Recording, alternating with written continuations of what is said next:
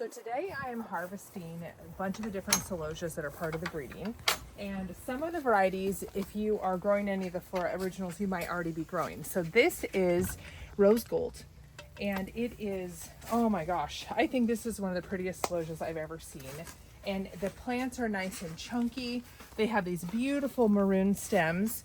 And the younger flowers are this really pretty, that's why I called it rose gold, is it has that kind of metallic quality. And then as the flowers age, they become kind of a more rosy blush. So you can see this is the stage that I would harvest for making bouquets. I mean, you could also harvest younger flowers, but let me show you just kind of the range in here. And then I want to show you an offshoot or a selection that I've made from this. So you could also pick them. I'm cutting these short just because this is for seed, and so I don't want to impact it too much.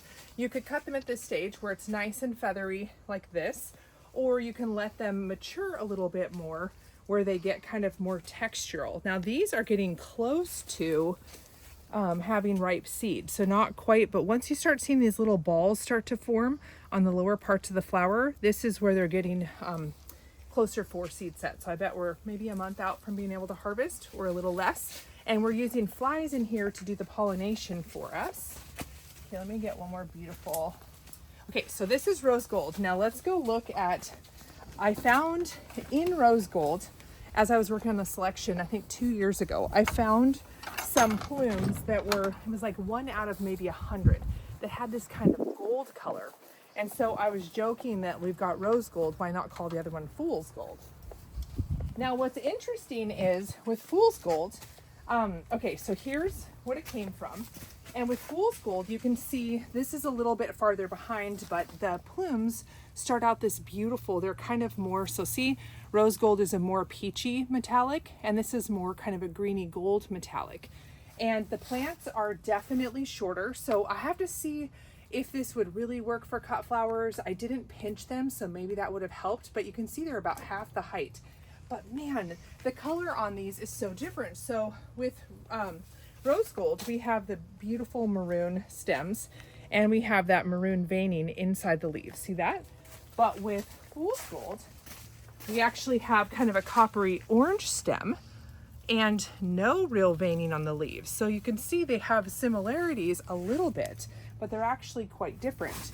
And then the color range that you get from the flowers, I'll just take out a few of the center ones. So you get this pretty kind of champagne-y gold. You get this beautiful kind of blush. Really like how dense and textural the flower heads are. These would be awesome for floral design, like if you're doing weddings, centerpieces, that kind of thing.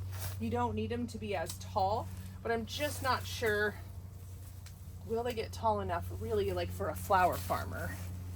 So that's the test. Okay, so here is rose gold and fool's gold.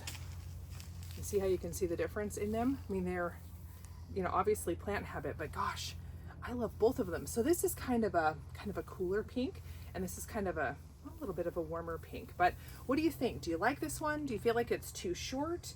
Do you have the need for another blush celosia? I mean, does the world really need another kind of dusty, bleached velvet celosia? I don't know. I'd love to know what you think.